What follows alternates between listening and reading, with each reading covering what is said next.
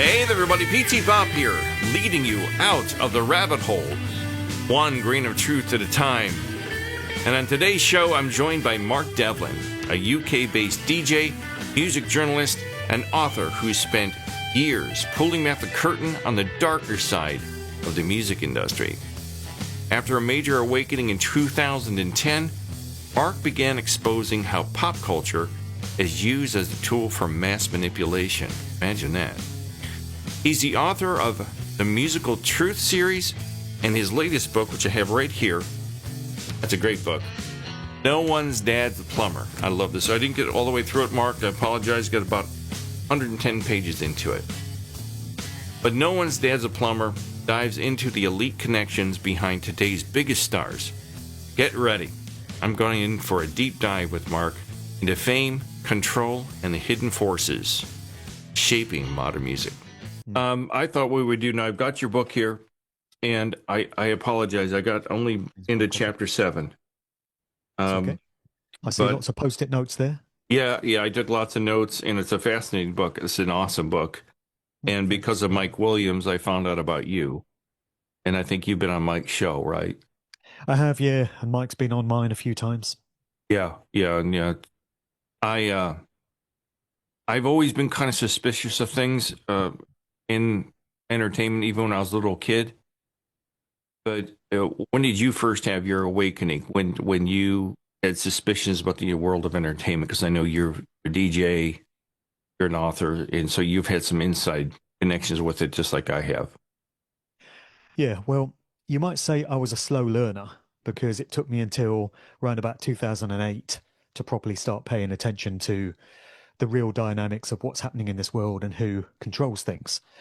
Up to that point, I was pretty much distracted by being a full-time DJ. So I was a club and radio DJ. I was fortunate enough to travel around all over the place doing gigs, up and down the UK, different countries. I did a bunch of radio shows. I wrote for some music magazines, and I thought that's what life was all about at that time. I thought life was just about music and clubs and parties, and I had no idea that there were hidden forces directing and controlling every aspect of our daily human lives. Didn't know about secret society networks, didn't know about mass mind control, didn't know about social engineering agendas, culture creation. I just assumed everything was organic. And I was very active in the rap and hip-hop field.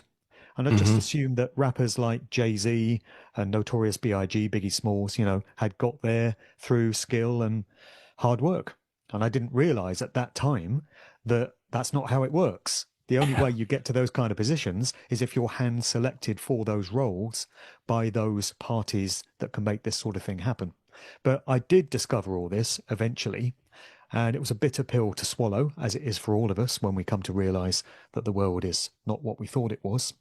And it was through reading the books of David Icke, mainly, and I saw the first Zeitgeist documentary film in 2008, and that really changed my outlook on things. And from that point, I just wanted to better comprehend the true nature of the industry that I'd been a part of. And I think I was quite fortunate in that I was never firmly embedded in the music industry. I see myself as having sort of skirted around the periphery of it. So I was a DJ, and I did liaise with record companies, and I was on promo mailing lists for records. So the companies would send the records out to influential DJs, and they would try and get you to play them on the radio and play them out in clubs, and there'd be various incentives for that. And also, having a radio show, I got to meet many of the artists whose music I was playing. So I got to interview some pretty big names in the sort of rap and hip hop and R&B field. But I never really considered myself part of the industry furniture. So I never worked directly for a record company, and I was always self-employed as a DJ and as a writer. So I think that's enabled me to be able to speak out about the stuff that goes on without getting myself into too much hot water. Okay. I think if I'd been an artist signed to one of these majors, or if I'd worked for a really big radio station like BBC Radio 1, it would be much more difficult for me to speak out because they'd be looking out for me. I think doing what I do now, I'm considered relatively small fry, and I'm kind of flying under the radar, and I like it that way. So I definitely know a thing or two about what goes on, but I and much freer to express it than somebody who might have been a part of those things, I would say. Did you ever run into any situations with record people, record executives, where it made you sit back and go, well, that was kind of weird? Did anything, and the way they presented their artist, the way they approached you, was any of it a little bit suspicious? To be honest, not really. I Okay. can't recall any kind of situation where I went away thinking, oh, that was a bit weird. I mean, I hear these stories from other people. So Hmm. since I've started doing this work, putting out my books and doing my podcasts and public talks, loads of artists and producers and music makers of all kinds have reached out to me and they've given me their stories. And they've all got tales to tell similar to that. So some of them have said there were, secret rooms, hidden rooms in these Hmm. record companies where they would go in for meetings and they'd see rituals going on in these rooms with hooded figures and such. And then other people have told me about how they were offered a big record deal. They'd exhibited some talent and that had been picked up on by one of the industry spotters. And they'd been presented with this really tempting deal, and wealth and fame and prominence was dangled under their nose, but it was in return for sexual favors with the Yeah. guy that we're having the interview with. Yeah. And some of these people have said, well, all of them actually, because nobody admits to it. All of these people said, that's not for me, thanks. That's not how I get down. And at that point, they're allowed to leave the room. And I think the assumption is if they try and tell anyone about it or blow the whistle on what they saw, nobody will believe them. They'll think they're Oh, crazy. So yeah. they're happy to let them walk through the door. It's only when you sign on the dotted line, you sign that contract or you go through that door, when your soul is no longer your own. So best advice is always never take the deal, because once you do, you're owned. Your ass is theirs for the rest of your days. But if the deal is not for you or something feels not quite right, walk through the door and they'll let you. So these are stories I've heard from other people. Didn't really see any weird stuff myself at the time, to be Hmm. honest. Before I forget, your website is djmarkdevlin.com, and your That's book can right. be Yeah, found on Amazon, which I that's bought right. it on Amazon. Okay. Sure. Yeah. And in So post, I'll put that's your the story. website throughout the whole thing, throughout the video here. Okay, Um, cool. so when, I had a turning point. I've had little ones throughout my life. My big turning point was meeting Mike Williams, who opened my eyes up to the Beatles, because I was a huge Beatles fan. I was just completely obsessed, even as a grown man. It's kind of embarrassing now to think about it, but I woke up from it. Mike woke me up. Um, and it took a while for me to understand it. So was there something that was really disturbing where you went, wow, I can't look beyond this anymore. It really does. There's something that jumped out at you. It was a major like awakening. It's really difficult for me to recall what my mindset was like prior to waking up, to use that term, or just becoming aware of the way the world really is. Sure. My state of consciousness. I have to really work hard to recall what my consciousness was like when I was in normie land and I was just swallowing all the lies and going along to get along in society. I mean, it's the best part of 20 years now, but sometimes I can still put myself back in that state and remember what life was like. But I've been doing this for so long now that it just feels normal to know that the world is run by satanic psychopaths. And sometimes you can make the assumption that, well, everyone knows the world is run by satanic psychopaths, but they don't. And that's the No. problem. That's why they keep getting away with this stuff, because most people would think the sort of things I write about and the sort of things you talk about and Mike Williams talks about are completely crazy and fanciful and can't possibly be true because they sound too outrageous. Oh yeah. Yeah. In which case, you simply need to do the research and look at the evidence, because there's no shortage of evidence if you're prepared to go there. You just need a mind and a will that is capable of looking into these things. You know, So I forgot what the question was. oh no, So I just there was a major event. It's something that really made you gobsmacked. You went, wow, I can't see beyond this, because since this has happened to me, I have a very hard time listening to music. I have a hard time watching movies. I'm analyzing the movies. I'm looking for symbols, hidden signs. everything is now. It's just like when I become a musician. I'm a musician, so I take recordings apart. I do movies. I make documentaries. So I'm always analyzing the movies. How did they shoot this? What lighting did they use? What microphones? Where was the boom mic? So now I'm like, what's the meaning behind this song? Was there something that really has ruined your ability to enjoy music too, or was there something that? Yeah, I know exactly what you mean because it's that way with me. I can still enjoy movies, but I do still see all the programming. And I realize why certain scenes were put in, why certain symbolism appears. When you do this research, it's inevitable that you begin to spot these things. And it's that way with music as well. There was a point where I completely fell out of love with music early on in my research journey. I had a hard time listening to music, like you just said, but I did get back on track. And I reached a point where I considered that once you become aware of what popular music is really used for, mass mind control and the pushing of agendas and all this sort of thing, you get all that stuff into the conscious mind out of the subconscious, and that's where all the magic happens in the confines of the subliminal mind. That's why they use all this symbolism. That's why they use certain sound frequencies and production methods and backmask messages, because it speaks to the subliminal mind. And that can affect people's thoughts and perceptions and behaviors, even Hmm. the way they speak, the way they dress, the way they interact with others. All of that can be going on without their conscious knowledge if the conscious mind is not engaged. But the minute you do engage the conscious mind and you recognize what's happening, you break that magician's spell, so to speak. So the magic with a K that was previously being perpetrated on you no longer works. And that's the point where, if you choose, you can continue to enjoy music, even very controlled bands. So we mentioned the Beatles, and my research very early on led me to the Beatles. I was a fan of their music, always enjoyed their stuff. And I remember hearing about the Paul McCartney conspiracy theory, the Paul is dead thing, way back in the 80s when I was at school. There were some kids at school talking about it. Somebody brought the Abbey Road sleeve into school, and they were like, oh, because Paul's walking barefoot across this zebra crossing, it means he's dead. And at the time, I had no idea what that Yeah. meant, didn't understand symbolism. And I was like, that's just crazy. That's ridiculous. And I kind of parked it in the back of my mind for a couple of decades. Mm. And then it came back to bite me on the ass. When I started doing this research, the Paul is dead conspiracy, the idea that McCartney may have died in 1966, 9/11 of 66, and was Yeah. replaced by an imposter named William Shepherd, known as Billy Shears, who's been playing the public role of Paul McCartney to this day, came back across my radar. And in my first musical truth book, I've got a 15,000 word chapter just on the Paul is dead conspiracy Mm.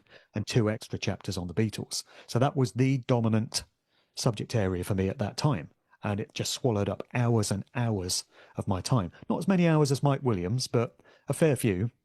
And that one was very difficult for me to deal with because it just threw a spanner in the works of everything I thought I knew about the Beatles and about Paul McCartney and the industry. And then further down the line, my research led me into some very dark subject areas because if you're going to take this thing all the way and go wherever it leads you, Hmm. inevitably you're going to end up in some of these places. Oh So yeah. you can't adequately research the true nature of the controlled corporate music industry and what it's used for and what its real motives are without going into the subject area of trauma-based mind control and satanic ritual abuse. And people hearing for the first time that music, entertainment, and popular culture is linked to satanic ritual abuse and Satanism would be very much inclined to scoff at it and say, that's ridiculous, you're crazy. But unfortunately, anyone doing the research, if they go far enough, is going to encounter these subject areas because these things are endemic throughout entertainment and popular culture. Not just the music industry, but Hollywood films, TV, any expression of popular culture, you will find these factors. It's So that everywhere. was, Yeah. yeah, that was a pretty dark one for me to come across. And it gets even darker than that if you're prepared to go there when you get into things like, I don't know how censored we are, but a certain word beginning with A, this compound which occurs within the adrenal glands Oh, of okay. humans, and which, when consumed, apparently brings longevity and youthful vitality. That's a pretty dark one when you get into that stuff. So Yeah. you have to be a bit careful that you don't fall too far down too many dark and devastating rabbit holes when you get into all this stuff. There definitely needs to be a bit of uh, safeguarding and firewalling in place. But I've been researching this stuff now for the best part of 20 years. And like I said earlier, it's difficult for me to recall how I used to see the world anymore Yeah. because I'm so far entrenched into this way of seeing the world, which, as far as I'm concerned, is the accurate way. Have you, in England, are they covering the Charlie Kirk story here in the U.S., the murder of Charlie Kirk or the Not as alleged murder? much, yeah, not as much as in America, but it's been all over the media here. It's been It, all over the alternative media as well, like the truther sort of outlets. I've been really disturbed by it because I see all of the symbolism in it. It's covered here like he's a messiah. It's Yeah. crazy. It's absolutely insane here, and I just kind of I went numb when I saw it. I saw immediately how I wasn't caught up by the graphicness of the murder. I was like, "Whoa, this is all staged." But Right. and it's I can't watch anything anymore because now I'm awake to all of this, and Yeah, I'm exactly guessing. that. I think it was staged. I mean, people would disagree with me, but whenever you hear one individual's name all over the media, all over the world, all at the same time, and nobody else and nothing else is getting talked about, that's a psyop. Oh That's yeah, the way they do it. oh yeah. And interestingly, here in the UK, I've been doing a little sort of social experiment of my own. And I've been asking friends and associates if they had ever heard of Charlie Kirk prior to the news of his murder. And most people had never heard of the guy. I mean, I know we're in Britain and he's probably been paraded more in the media in America, but these people are truth researchers, they're authors and they're public speakers like me. So they've got their finger on the pulse of things and they're paying attention to what goes on in the world. And most of these people that I've asked had never heard of him. Imagine being famous for being dead. I mean, you get this in the hip hop world. I remember the murder of Yes. Tupac Shakur back in 1996. And yeah, if you were into rap and hip hop at that time, you knew who Tupac was. And he'd had a few hits and he was this notorious figure in the scene. But so many people only latched onto his music as a result of him having been allegedly assassinated, because we Mm-hmm. can't even be sure of that one. But Mm-hmm. it's amazing. There have been other rappers as well who only became famous after they got shot. Oh yeah. So when that happens, in my book, I've seen too much. I've seen too many of these things. I know how culture creation works, social engineering, mind control, organizations like the Tavistock Institute, the way behavioral scientists work to shape and mold and manipulate public thoughts and perceptions. And this event, unfortunately, bears all the hallmarks of that. I mean, if this guy had been genuine, he would have been kept out of the media. They wouldn't want people knowing about him and the things Exactly. that he was talking about. It would have been covered up. Instead, we've had the opposite. So they want people to be outraged. They want them to be shocked. They want them to be saddened. They're deliberately cultivating those kinds of reactions. So when you came up with the idea for No One's Dead the Plumber, I know this is the fourth book in this series, the Musical Truth series. What inspired this book? What did you say to yourself? I've got to write about this. No one's dad's a plumber. Right. I was very much inspired by the work of David McGowan, who wrote the book Mm-hmm. Weird Scenes Inside the Canyon. Yeah. As far as I'm concerned, this is a hugely influential book. And it's very important that people grasp. Right There you here. go. Yeah. Yep, there you go.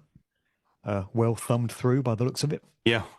Very important that people grasp the message that McGowan was putting across in that book. So, in a nutshell, he was from LA and he was a construction guy, had his own building company, but he was also a big fan of 60s music, late 60s, mid to late 60s, folk rock, country rock, psychedelic stuff, all the music that was popular in those times.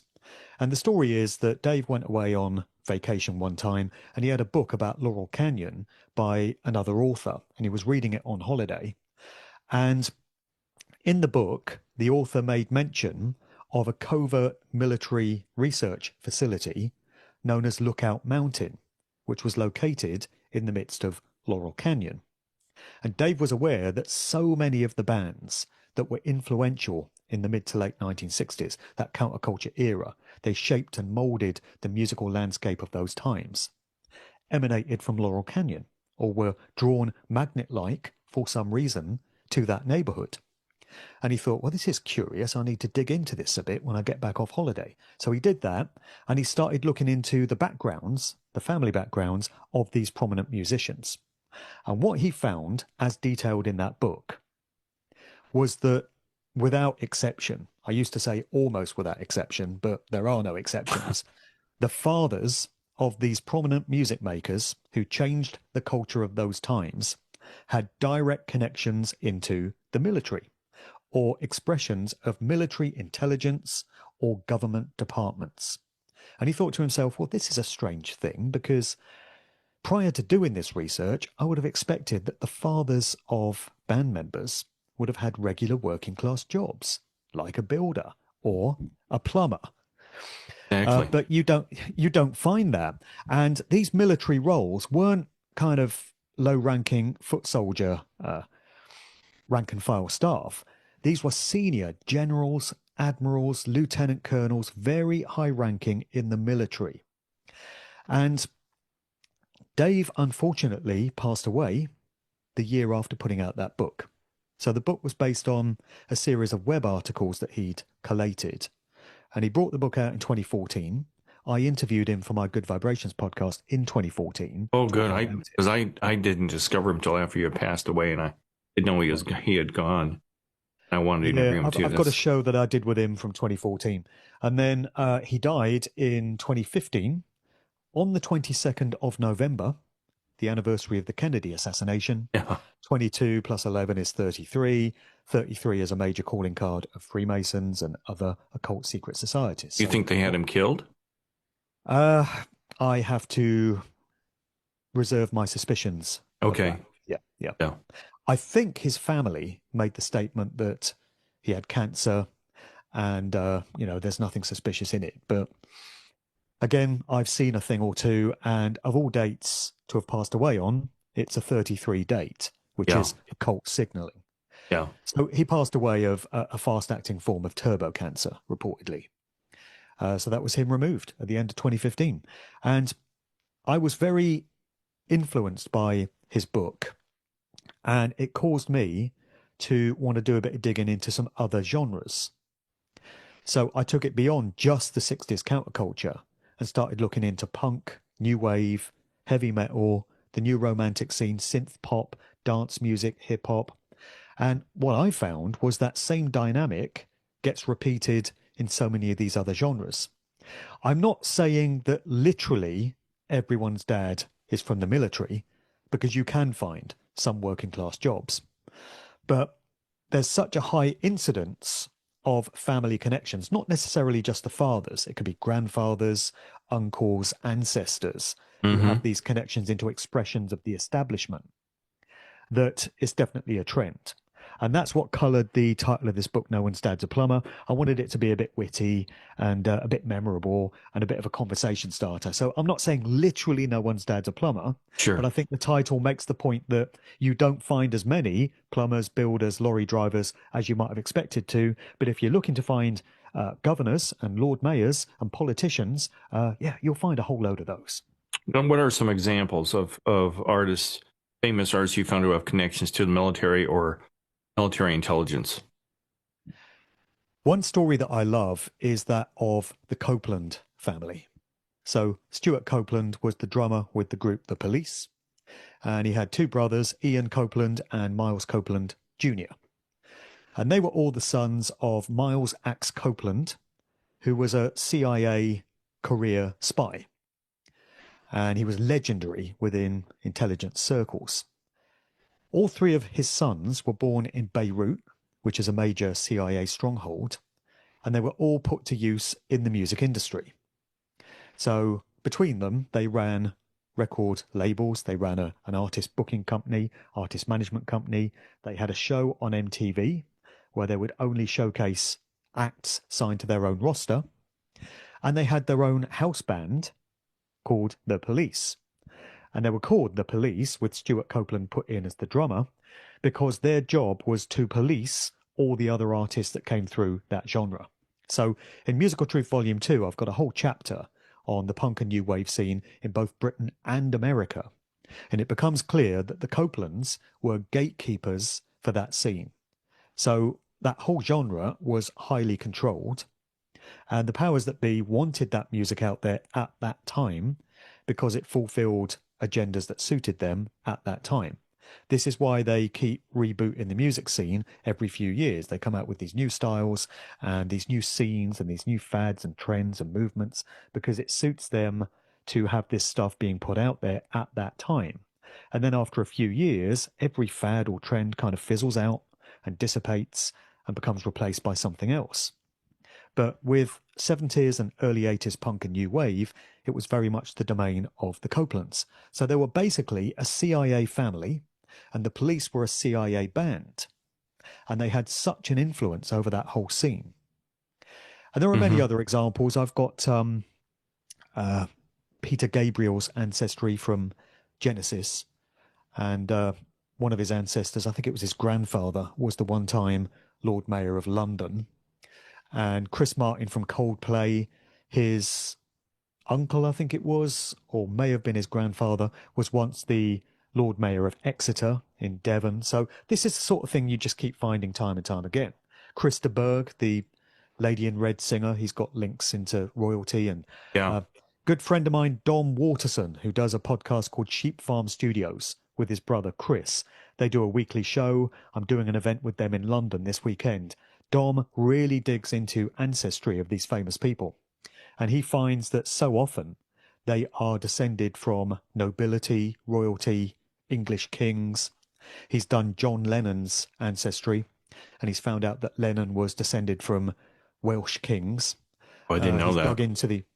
He's dug into the ancestry of Beyonce, and Beyonce is in the distant past descended from English royalty. And it's the same with so many of these artists. I mean, Dom's got many more examples than I have. And he shows the family tree, shows all the genealogy. And you can see that the reason so many of these people become famous is not down to whatever skill and talent they may have, or having crossed their fingers for good luck and done a bit of hobnobbing and networking along the way, but it's down entirely to their ancestry, genealogy, DNA, genes, the families that they come from. So new generations of the same family bloodlines that are deemed important are put into influential, prominent roles throughout history. And it doesn't have to be just in music. So you find many examples of famous musicians whose relatives or ancestors were very prominent in politics or in big business or science or medicine or some other expression of organized society.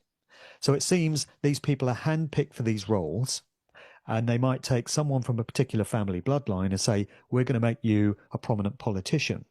And then somebody else from that same bloodline will be told, we're going to make you a really famous pop star.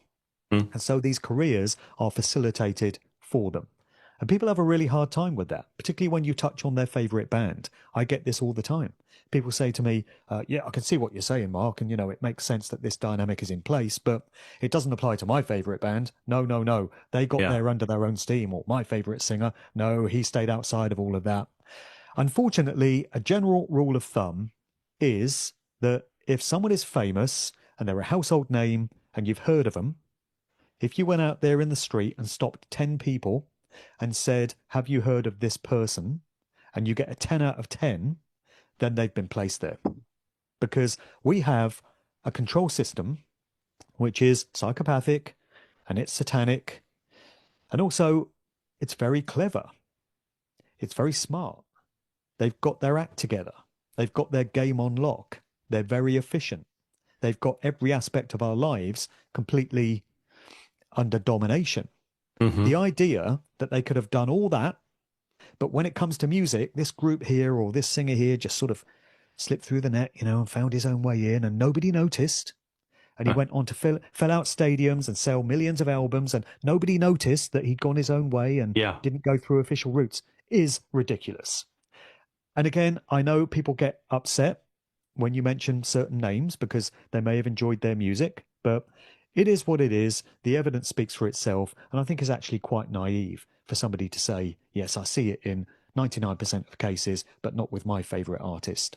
That's a personal attachment to an artist that you've decided you like or a group you've decided you like. And it's just too much for you to bear to hear that they might not be who you thought they were. We've all had to go through it. I mean, with me, it was other DJs.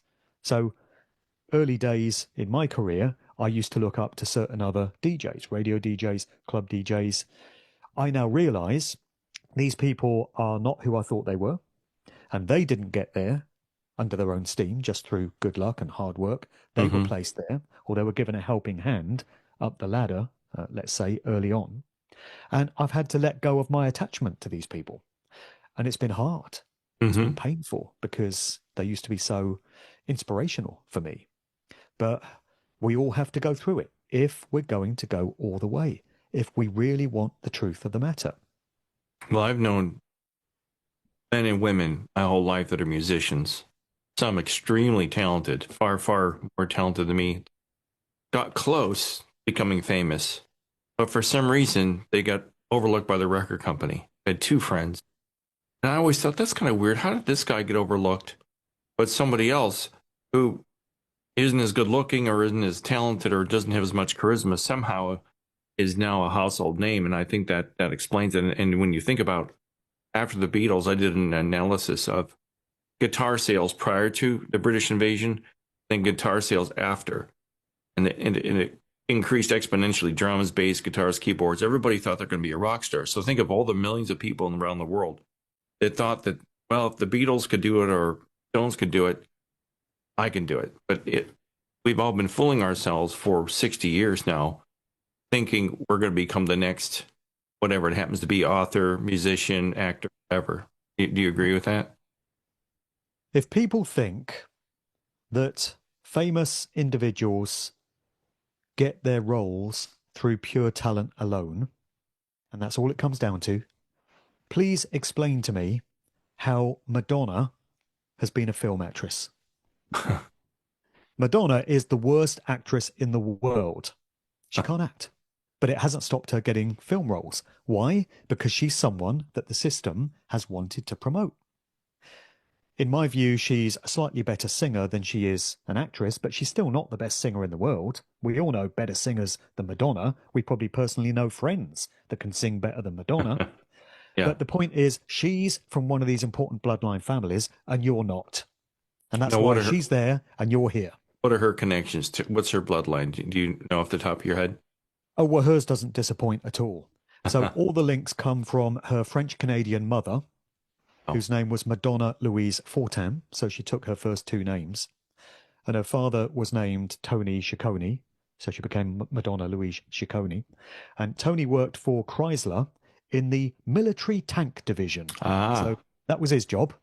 And it's through the mother that all the interesting links come from. So I've got a family tree of Madonnas, which I've shown in many of my public talks. One way or another, she's related by blood, as a cousin in most cases, to George W. Bush. Oh, Lord. Right. Barack Obama. So Obama and Bush are cousins. Bush's own presidential opponent in the 2004 election, John Kerry, they're cousins. So what a great choice that was for Americans. Hey, folks, it's election time. Who do you choose? This cousin, who was a member of the Skull and Bones elite secret society at Yale, or this cousin, who was a member of the Skull and Bones secret society at Yale? Ain't democracy just great? Yeah. We choose our leaders. Yeah. So they're all cousins. George W. Bush is a cousin of Dick Cheney, his own vice president. Wow. And then Madonna is in the mix because she's a cousin of all of them.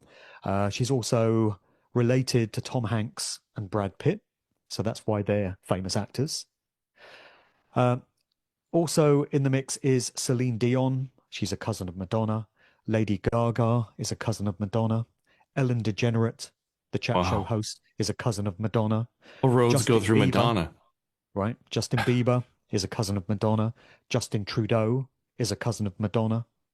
So her bloodline is pretty prominent, and it all comes through the mother. You often find that the mothers are used as effectively brooding mares to keep the bloodline going.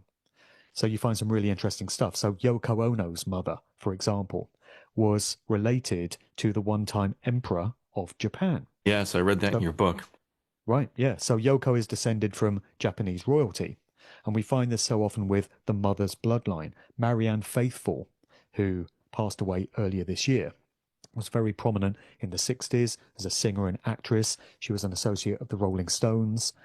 And her mother is descended from the Sacher-Masoch family bloodline coming out of the Austro-Hungarian Empire. So you have the Hotel Sacher in Vienna, Austria, which was featured in the movie The Third Man. And then on the Masoch side of things, you have one of our ancestors who wrote the novel Venus in Furs. And it's from that that we get the term masochism. I was just going to say, it sounds like it comes from that. Yeah. Right, for a certain, sexual preference. So that's Marianne Faithfull. And again, it's coming through her mother. Meanwhile, her father, Major Glyn Faithfull, was a big Royal Air Force officer. So Wow. military links from the father, long-running generational family bloodline links from the mother. We find this so often. And so that's why Madonna's famous. That's why she's been promoted. There are way better actresses out there, way better singers, and we all know of them. There are way better DJs out there than the ones that get promoted, the ones that I see at festivals and in big clubs and on the radio. I personally know other DJs who are way better than these people, but these ones have been selected and these ones haven't. It's nothing to do with talent. It's nothing to do with luck. It's often to do with bloodlines, not always. I mean, there are other ways into the industry. You can demonstrate just how much you want the fame and the prominence and the wealth. And if you're prepared to degrade your morals to a certain degree, you're in. That's where these parties come in. That's where these secret rooms and the record companies come in, where the rituals take place. That's where people like P. Diddy come in, with all these crazy parties that we're hearing about in his mansions, these freak-offs. Yeah. The idea of those events is just like Jeffrey Epstein stuff, Epstein Island, Lolita Express, is to get famous, powerful, influential, famous people along to these events, film them in lewd acts with who knows who, doing who knows what, and then using that footage as blackmail leverage to make sure that they do what you want them to do and say what you want them to say. That's the purpose that these events serve. And many people who've become rich and famous and powerful would have been through an event like that. And so their career is facilitated for them. It happens a lot in politics, particularly British politics, so much sleaze in that walk of life. And that's the way so many of these people get their jobs. They're totally inept in office and they're complete psychopaths. But that's kind of the point. That's why they're in those jobs, because they've been hand selected for them.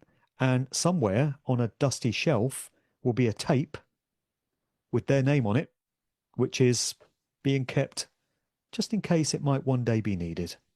Yeah, to remind them where their allegiances lie. I see this a lot over here. There's a quarterback that plays in the NFL for Cincinnati, and I saw a video of him in like a pageant, a fashion show. This is a grown man wearing like a backless tuxedo.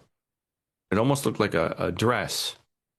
And it was obvious to me it was a humiliation ritual for this guy. I don't know why. He's a really big name here in the States. But you see these humiliation rituals go on as part of all of it. And I saw this and went, whoa, that's a humiliation ritual. And everyone else thought it was funny. He was just pulling off a gag. But no, why would a grown man? I mean, I understand there's men that cross-dress and stuff, but this wasn't cross-dressing. This was a published event where a grown man dressed in a backless tuxedo where he was kind of strutting down a runway. And do you see a lot of that? See the humiliation rituals that these organizations promote in everyday life or in the media? Yeah, humiliation rituals are a big part of things. So people might recall that the comedian Dave Chappelle had something to say about this a few years ago. Mm-hmm. And he made the observation that when you think of all the major successful black Hollywood actors like Eddie Murphy, Wesley Snipes, Martin Lawrence, Will Smith, probably Denzel Washington at some point, they've all been required to dress up in drag, dress up as women, put a dress on at some point in their career. Hmm. And it's a demasculation exercise, and it's also humiliation. So it's trying to just mock them, basically. And we get this with singers and musicians as well. So many male musicians have been photographed wearing women's clothes and turning up to award ceremonies in dresses and things like this. Oh That's yeah. humiliation. Happens with politicians. There's a story involving Tony Blair, uh, going way back when he was apparently caught in a public toilet in an indecent act.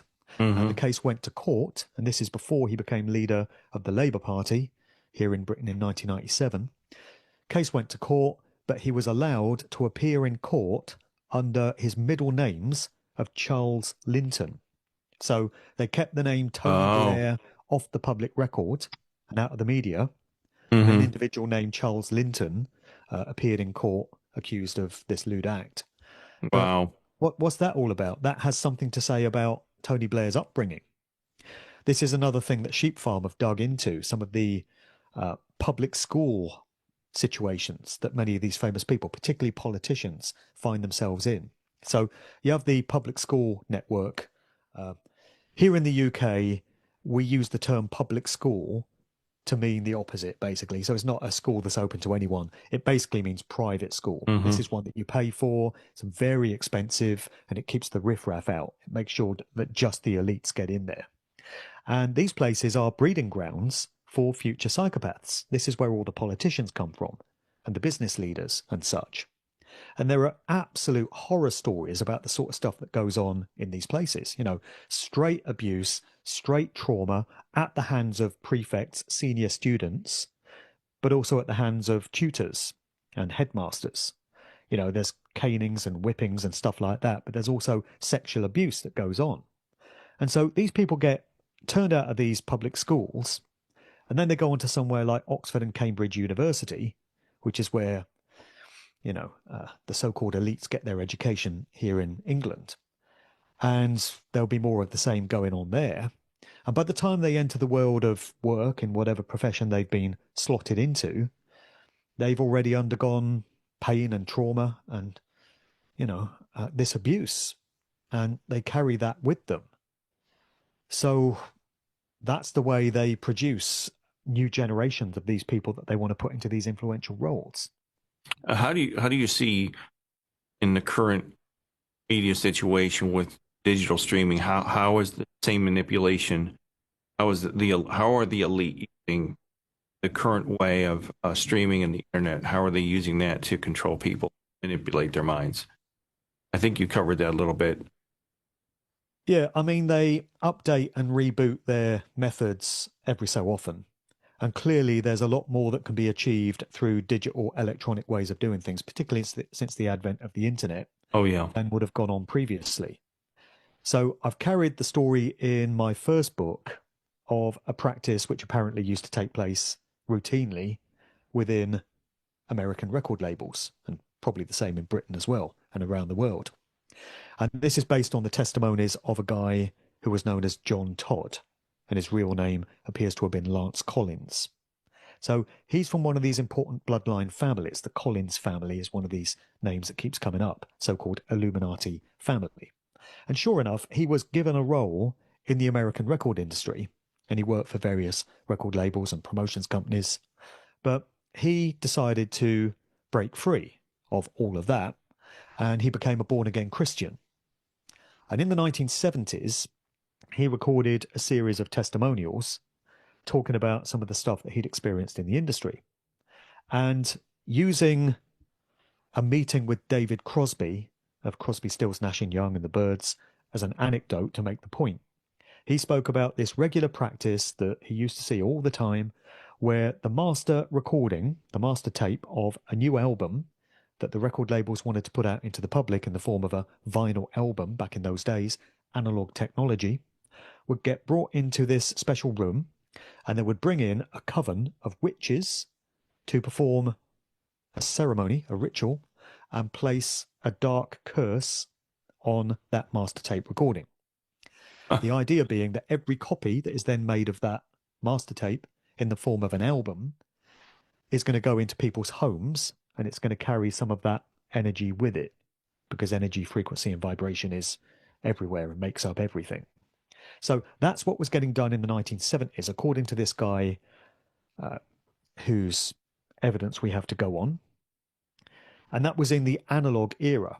So now we're in the digital era, where music is delivered in entirely different ways. Nobody's buying slabs of plastic now in cardboard sleeves with artwork on. Most young people are listening to music in the form of an MP3 on their phone. So gone is all the lavish artwork and all the wonderful stuff that used to go into that, and you just get a bloody icon on your screen, and that's it. And most young people are listening to it through these shitty little tinny speakers on their phone, Yes. and they think that's the way music is supposed to sound. So first of all, it's a digital copy of the original performance of that music. It's not even the original recording. It's an approximation of it, a digital interpretation of what was once there. So it's not even authentic in the first place. And then secondly, because it's electronic and digital, there are all kinds of things which could have been stripped into that recording on an unseen level without the conscious awareness of the listener. Because you can take stuff out in the MP3 encoding process. You start out with a full frequency range file, like a WAV or an AIF file, and the software system that you use to create the MP3 strips away a lot of the data in that recording, with the aim of reducing the file size so it can be delivered more efficiently and held on a phone and such. So by the time you end up with the MP3, a whole load of stuff that was there in the original recording is gone. But unless you're a really skilled audiophile, you're not going to notice. You're not going to realize that a certain bass line has gone or a certain frequency is no longer there, because it's indiscernible to most people's hearing. So that's what you can do that way around. Strip stuff out and no one notices. So you must be able to do it the other way around then. Put stuff in without anyone noticing. And it pays to keep in mind the true motives of those that control these industries. Are they really nice people that just want to help us all? They're big-hearted, they're kind, they've got compassion and empathy. Or are they complete psychopaths, abominations of humanity, monsters who want to subjugate, control, and enslave humanity and control our minds? Yes, I think that's probably it. So isn't that exactly the sort of thing that these types of people would do if they could? Well, the technology is there to enable them to do it. So I think it's a fairly safe assumption that they're already doing it. And they've been doing it for a very long time, since the advent of the digital era and music being delivered in digital formats. So I think there's some really harmful, sinister stuff that's going into music that's put out there now. It's aimed at the youthful generation of these times, because all the social engineering projects are aimed at the young people. They don't bother with people of our sort of age group because we're insignificant to them as far as they're concerned. They're just waiting for us to die off. They just want young people, young hearts, minds, souls. They're easily manipulated. They're malleable. They're quite naive in most cases. And that's why we all have a number done on us when we're young.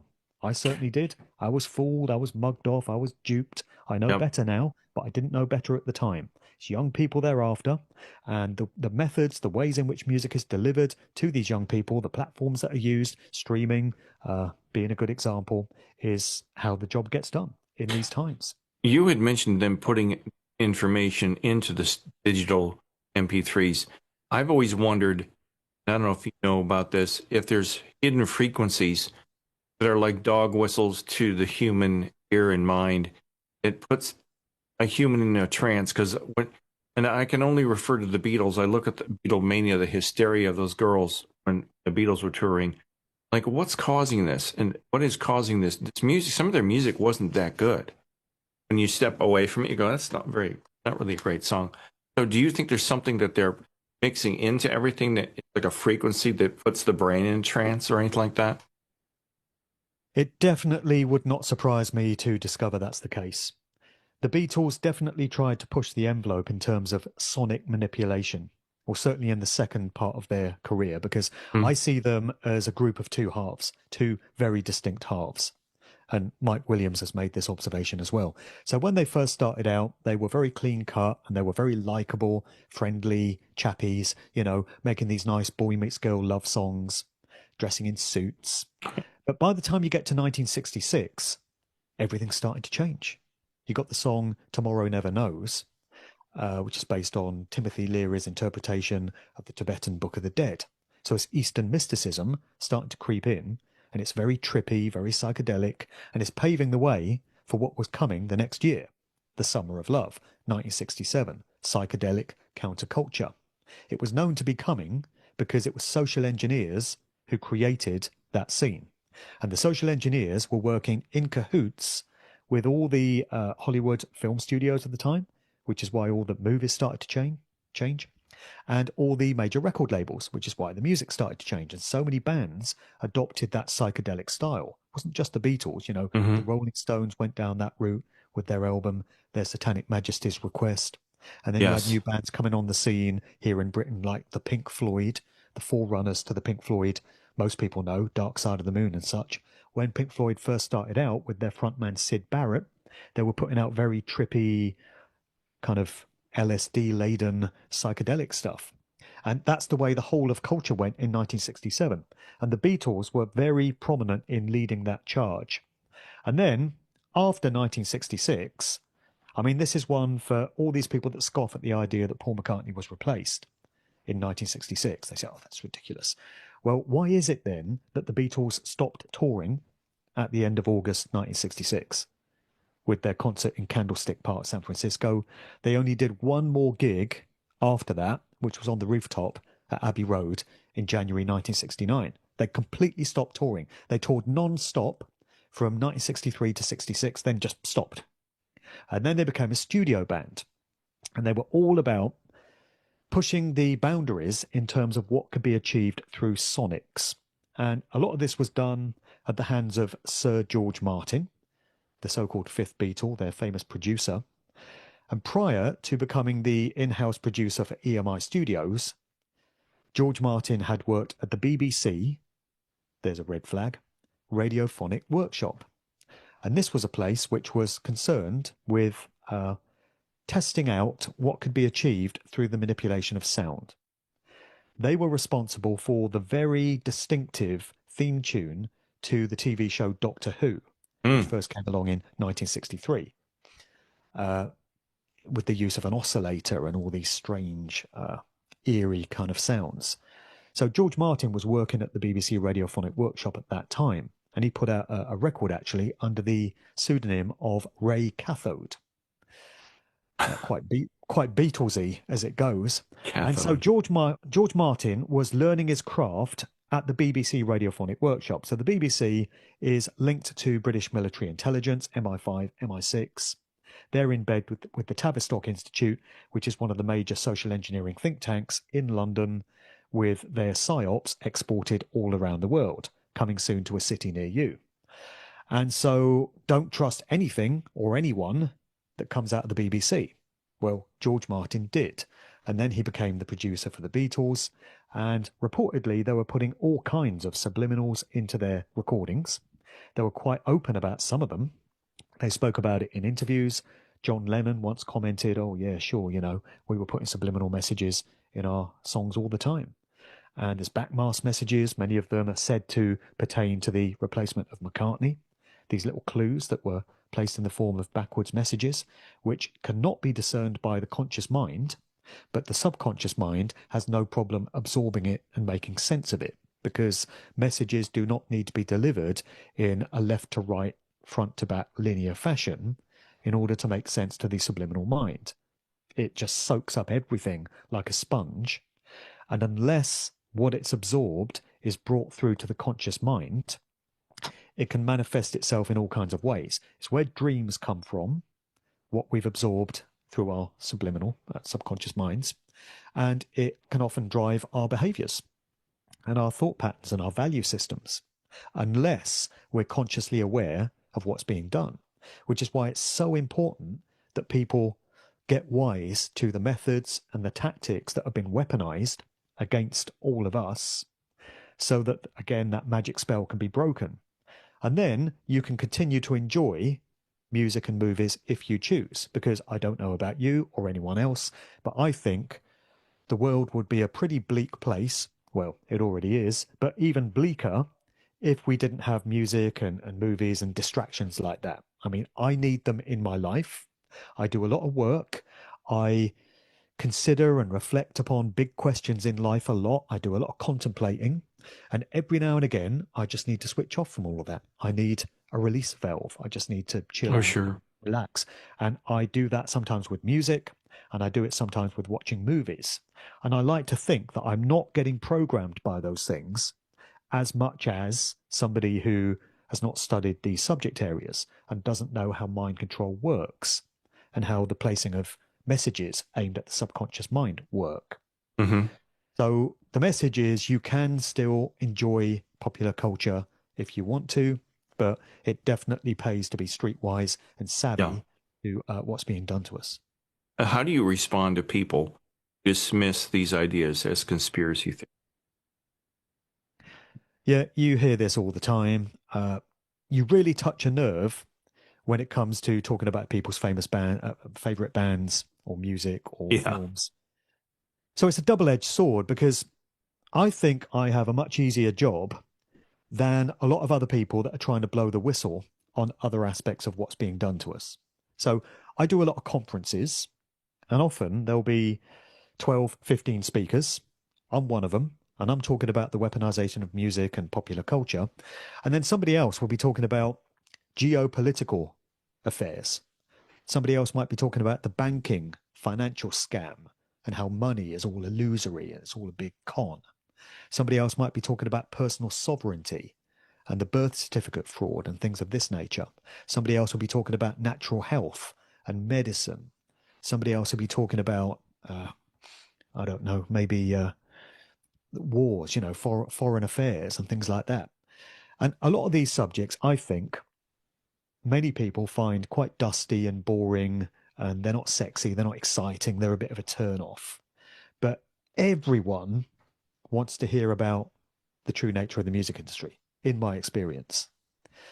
Even if they are going to try and deny the things you say, they still want to hear the things you say so that they can deny them. Mm-hmm. So when you're talking about music and Hollywood films and glossy sort of forms of entertainment like this, people do want to hear about it. I see them sit up straight in their chair and engage their line of sight, and they're really paying attention to what I'm saying. So I think I've got an easy job in that regard because I get people's attention. And not to blow my own trumpet, but I've been at many conferences where the audience levels are kind of dwindling and people are just out having a cigarette or, having a coffee or whatever. And then I come on, I'm announced, and the chairs fill up. And I'm not saying that's because I'm an amazing speaker. I'm saying it's because people are interested in my subject. And I find I have a full house. Everyone wants to hear my stuff. So that's the plus side of things. The minus side of things is what you just said. People are very prone to throw this stuff out if you touch a nerve by focusing on their particular holy cow, their favorite artist, their favorite actor, and then they'll argue with you all day long. I have people who I'm aligned with pretty much 99% of what they talk about. We're on the same page with the vast, overwhelming majority of most of it. Mm-hmm. But when it comes to the Beatles, they are not having it for a second that they were anything but four regular working class lads from Liverpool who just happened to become as famous and as influential as they did through good luck and hard work alone. They're not having it that Paul McCartney could possibly have been replaced. Of course, it's the same guy we've had all along. And it doesn't matter that you'll hold up two photographs and in one he's got a very round face and he's a particular height and the jawline looks a certain way, the eyes look a certain way, the eyebrows look a certain way, the hair parting is a certain way, the nose shape is a certain way, the ears are a certain way, and in the photo of the next guy, none of that stuff is the same. They'll still insist, no, it's the same man. And you think, are we actually seeing the same two photographs here? Because I'm looking at these two and it's two different men. But they're not having it, because to have to admit to themselves that Paul McCartney, their beloved Beatle, was replaced and it's not him. And they spent all those years and decades following somebody who's not who they thought he was, is so preposterous and so outrageous and so devastating to them that they'll do whatever it takes to block that out and not have to face up to that truth. Well, So I denial found that runs very deep. I found the Beatles fans, at me being, I'm still a fan, but they're some of the meanest people that you'll, if you attack that story, they get, for people that's supposed to be about peace and love, they're some of the most vindictive, mean little creatures in the world. When you try to take their band apart, it's really scary. Some of the comments I've gotten from people around the world about that band. Well, I think it's the same with so many things. Have you ever seen a flat Earth argument? Chat Oh thread? yeah. Look at that stuff. I mean, the way globe heads and flat earthers attack each other is just vicious. Yeah. It, Yeah. because each side is attacking the very foundation of the other's entire value system, an entire perception of what this realm is. Exactly. And then to take it back to the start of our conversation, the Charlie Kirk thing, some of the chat threads that I've seen running and some of the comments below videos and stuff, absolutely vicious. People, Oh yeah. Just it's like they're at war with each other over this guy that none of them knew personally. Yeah. And they're just going by mainstream media reports of what happened to him. And in most cases, or in many cases, people had never actually heard of him prior to this event. And I think, yet it's triggering these extreme reactions in so many people. And they're getting aggressive, they're getting violent, they're getting really, really hot under the collar. And the social engineers must love it. They must be pissing themselves laughing. Yeah, that's what they want. In their gentlemen's clubs, clicking champagne glasses and drinking to another campaign well executed. Yes, exactly. Because they've got the minds of the general public exactly where they want them. And they're behaving in exactly the way their behavioral scientists and their psychologists predicted they would. Now, what do you hope readers take away from your book, No One's Dad's a Plumber? I see it as me fulfilling my obligation to put this information out there. What people make of it is their own business, but I certainly hope it will cause them to sit up and pay attention to perhaps an aspect of organized society that they've not considered is as controlled as it actually is before. And I didn't actually plan to write this fourth book in the series. So there are 3 previous books in the Musical Truth series. I wrote the third one in the middle of the COVID nonsense in 2021. And I thought, well, that's it. That's the trilogy. That's all I need to do.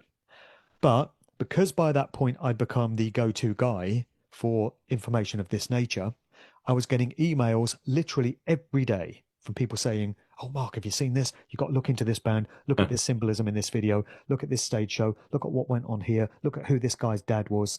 And I started assembling all this information, keeping a folder and collating all these little tidbits of information. And eventually I ended up with about 700 bits of information. And I thought, I've got to do something with this. It can't just sit on my laptop and go nowhere, because this is knowledge that people need to get access to. And if nobody else is going to put this stuff out there, I guess it's down to me, and I guess there needs to be another book. So that's why we have No One's Dad's a Plumber. It's information that didn't go into the first 3 books because I didn't know about it back then. But it's information which is too valuable to be allowed to just drift off into the mists of time and be forgotten. It needed to be recorded for posterity. Mm-hmm. It needed to be put out there. And as I say, what people do with it is down to them. I just had to fulfill my obligation to get it out there and be the conduit for that information. How can the average listener protect themselves from the manipulation and the psychological manipulations through media and music? What do you suggest?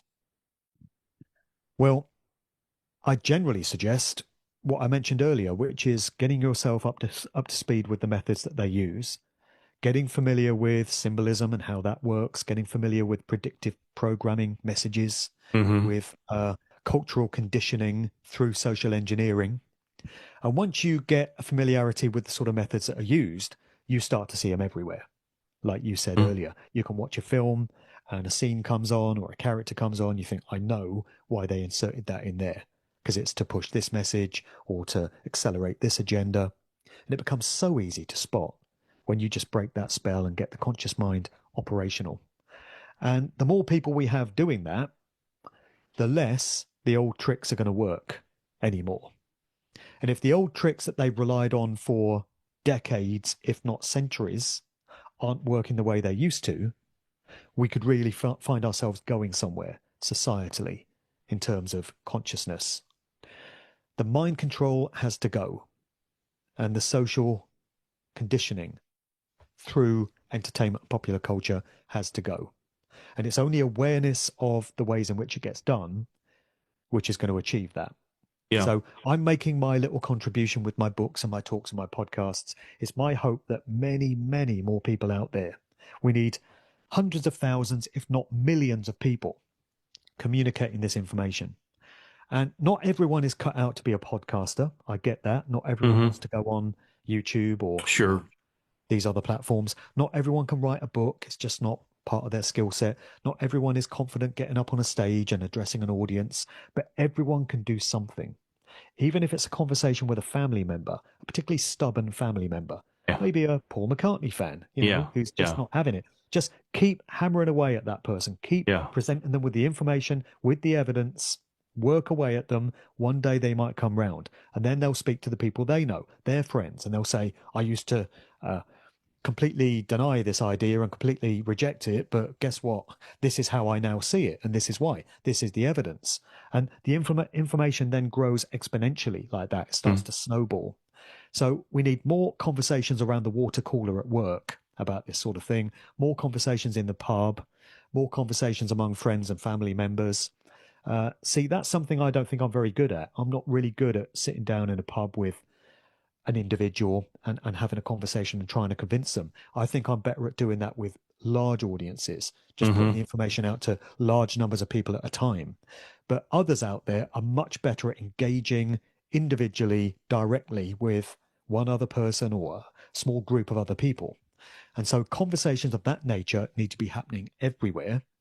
And if you're somebody that's become aware of the sort of information in this book and so many others, then start communicating that to anyone that will listen.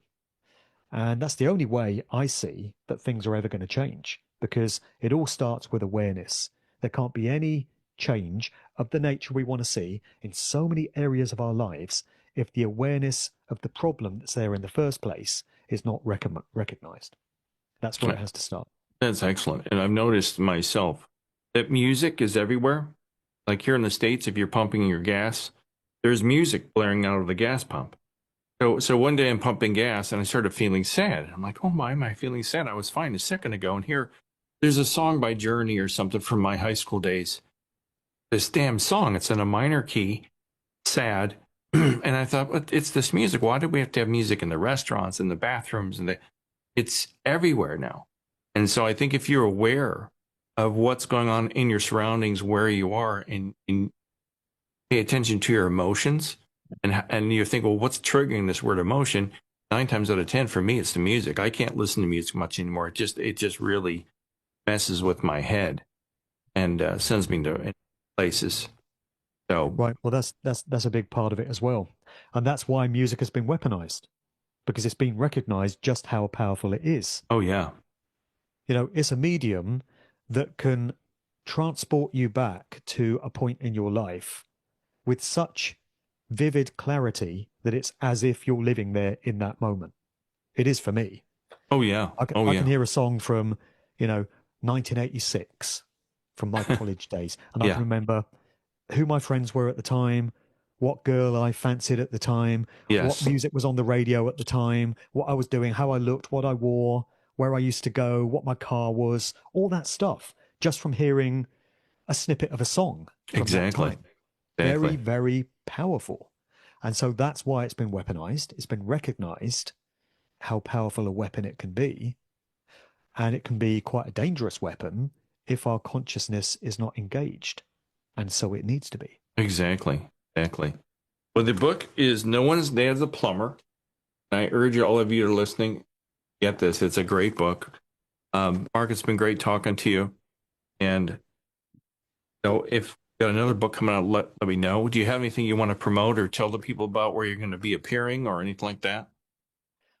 Yeah, cheers. Well, my main website, djmarkdevlin.com, is the hub for my various activities. So from there, you've got links to where you can get the books. All my books are on Amazon. I've got 4 volumes now in the Musical Truth series. I started in 2016, so just coming up on the 10-year anniversary of that. I've also got 2 allegorical novels, which I've written. I call them truth fiction because it's kind of fiction, but it's actually truth dressed up as fiction. And they're called The Cause and the Cure and The Gift and the Curse. And that's going to be a trilogy. So I'm writing the 3rd novel in that series right now with a view to having that out by the end of February. So that's my next writing project. I've got audiobook versions of all those books as well, which you can get on Audible. And if anyone wants a copy of the audiobooks from me direct, they're very welcome to send me an email and we can sort that out. So I'm on markdevlin2022 at protonmail.com. In terms of mailing books out, I don't mail books out to America, Canada, and most other parts of the world anymore, simply because so many books just go astray. They go missing, they get seized by customs. So my best advice to people in those parts of the world is just get it from Amazon. I know they're horrible, but they're a good source for getting hold of books. In the UK and Europe, I can mail books out. Other than that, I do a lot of talks, a lot of conferences. Most of those are in the UK. Occasionally, I do overseas ones.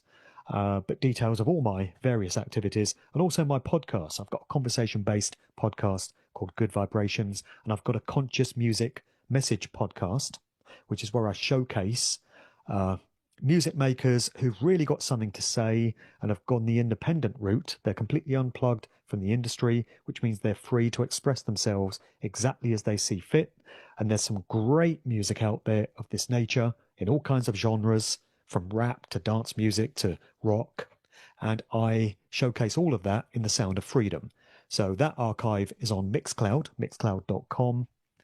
And I also do a weekly uplifting soulful house show called The Sound of Now, which is also on Mixcloud.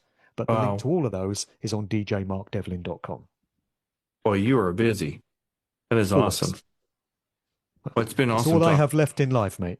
Well, no, I'm the same way. I sit here in this little room in my house, and this is all I do. I do my YouTube channel, and I make documentaries. I'm writing a book of fiction now that's roughly based off of reality about the corporate world, and some people inside the corporate world want to bring it down. Just fiction, guys, in case the feds are listening. So this is all I've got too. This is all I do, and I'm diving deeper and deeper into it every day. So, sure, I know the way. Well, thanks so much, and my best wishes for you and your dad. Yeah, no worries, mate. Thank you. And let me know when your new book is done, and if you can send me a link to all the things you just mentioned, or is it on your website? All the different. Yeah, if you just go to djmarkdevlin.com. Okay. That's like the one-stop shop for all of it. All right, I'll put links in both the YouTube and the podcast, and you can hear this on PTPop, A Mind Revolution, on Apple and all of the podcast platforms, and it will also be on YouTube.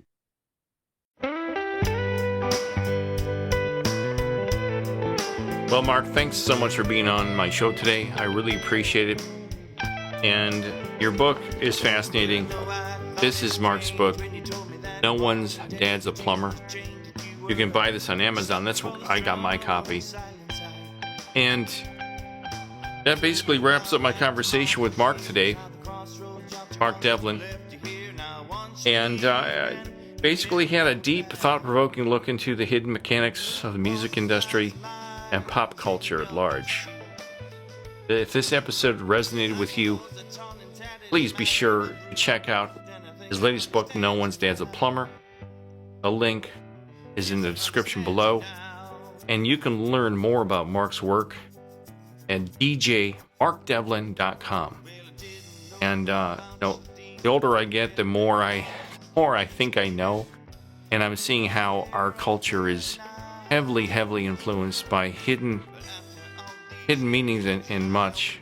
things that we consume as entertainment. TV, music, movies, books, whatever it happens to be. But as always, thanks for watching.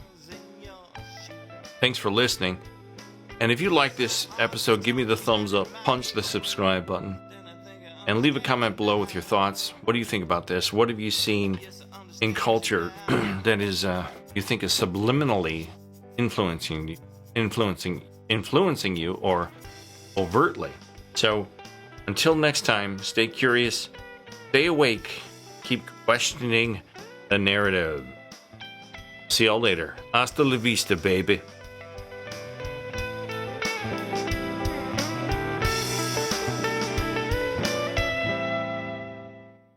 Would you like fries with that? Would you like fries with that?